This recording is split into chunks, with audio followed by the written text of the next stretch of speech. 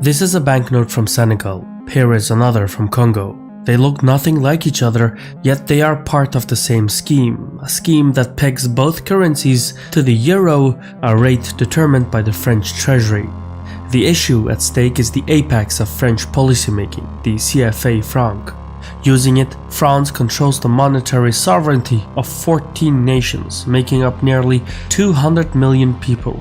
These countries include Benin, Burkina Faso, Cameroon, Chad, Congo, Equatorial Guinea, Gabon, Guinea-Bissau, Ivory Coast, Mali, Niger, Senegal, Togo, and the Central African Republic.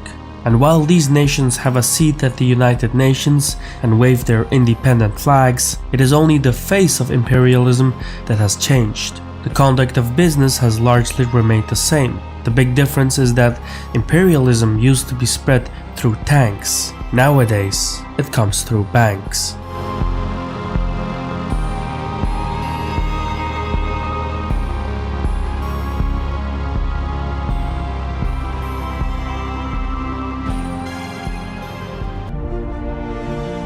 Anyone can create money. The hard part is having others accept it. In pre-colonial times, many African societies used cowrie seashells as a medium of exchange. These seashells were so widely circulated that by 1800 they had an official exchange rate with the French currency. But as the French Empire colonized deeper into Africa, Paris sought to monopolize these circuits of production and trade. Taxes were demanded in francs, and armed troops were sent to markets, forcing merchants to accept French currency. From the 1930s onwards, France came to dominate the money supply in French-speaking Africa.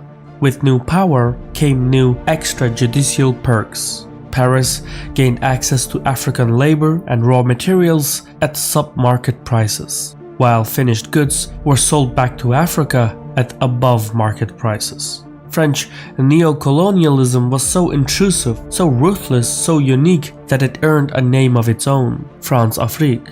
Following World War II, however, things changed. Paris joined the Bretton Woods system, and as a result, the French franc was devalued to set a fixed exchange rate with the US dollar. These fiscal reforms were taking place at a time when Africa was decolonizing itself. A weaker currency only added fuel to the fire.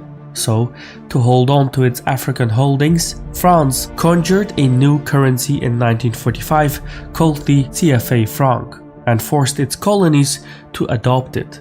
Initially, the CFA franc was pegged to its French counterpart at a rate of 1.7 to 1, but in 1948 it was increased to 2 to 1. By overvaluing the CFA franc, Paris maintained its economic advantage while crushing Africa's export competitiveness. So in a way, France built its post-war recovery partially to a wealth transfer from Africa.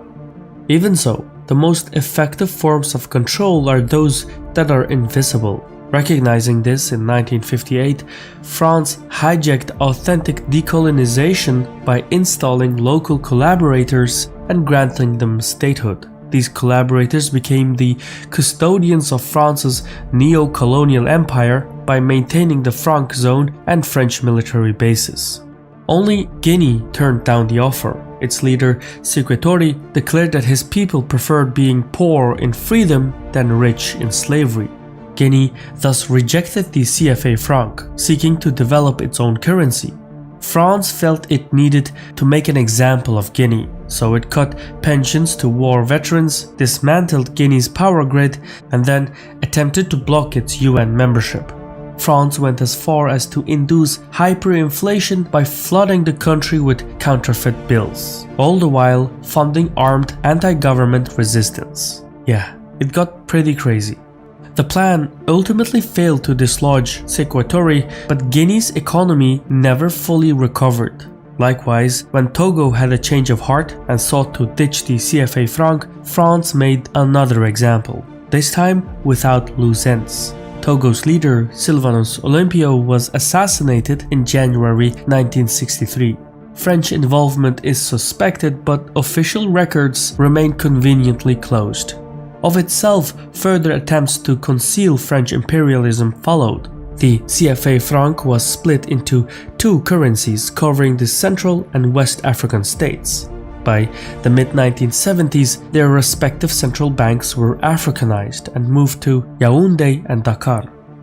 Though local Africans staffed these institutions, there were no fundamental policy changes, and France retained veto power over the banks' governing statutes. This included a requirement that member states deposit half their exchange reserves at the French treasury plus another 20% for financial liabilities, meaning member states retained access only to 30% of their money.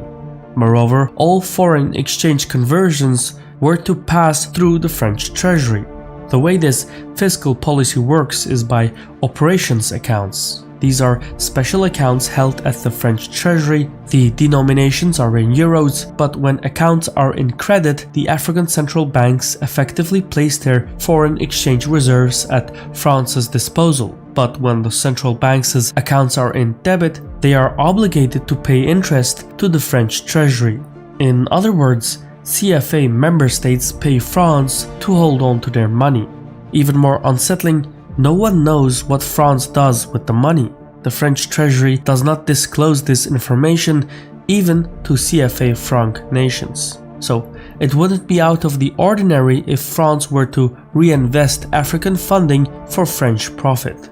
However, one looks at it, the CFA scheme is an effective moneymaker for France, and French businesses benefit as much as the French treasury. More specifically, France doesn't need to draw on its foreign exchange reserves for African imports. Dozens of French multinationals are present in Africa, including Total Energies, Areva, and Vinci. Africa also grants France access to strategic resources like uranium, which is indispensable for France's nuclear energy sector, meeting 3/4 of French energy needs. Meanwhile, Gabon is a source of crude oil, Mauritania delivers iron ore, while Togo and Benin provide agricultural commodities. Additionally, the icing on the cake, French national Vincent Bolloré owns most of West Africa's major ports. It is thus not by incident that former French President Jacques Chirac once stated that much of the money in French banks comes precisely from exploiting Africa, and that France would lose its global standing without its African empire. To preserve its hegemony, France has intervened militarily on the continent 40 times since the 1960s, from propping up corrupt dictators to conducting military operations in the Sahel. Moreover, the configurations of the CFA franc allow profits and capital to be repatriated with ease. Between 1970 and 2010, Ivory Coast lost $40 billion to capital flight, which could have reduced poverty by 10% annually had it been reinvested domestically. Meanwhile, Equatorial Guinea and Congo, the main oil producers, transferred out the money equivalent of 43% and 30% of their respective GDPs between 2000 and 2009. Similar trends are present in Gabon and Cameroon. Opulence at the top generates misery below.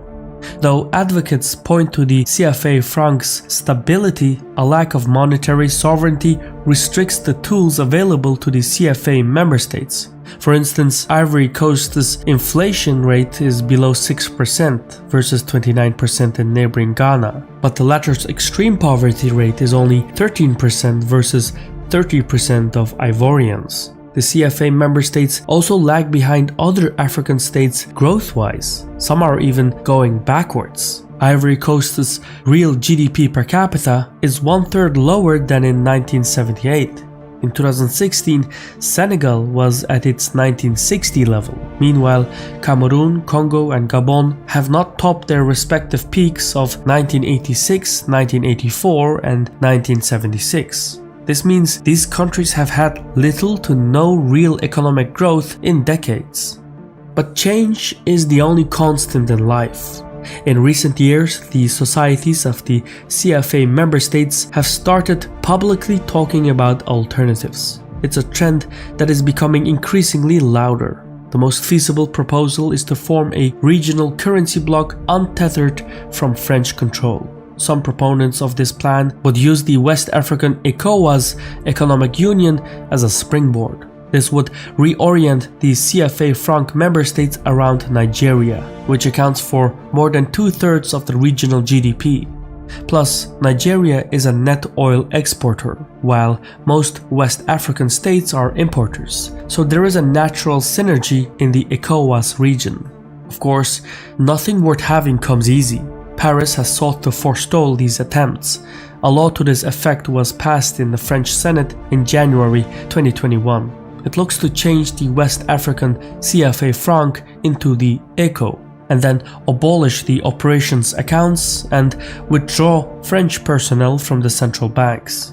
All this is to be completed by 2027, but Paris would still retain effective control. Where the African monetary reserves would be held, at which location remains unaddressed. It's safe to say that the French reform is nothing but a ruse.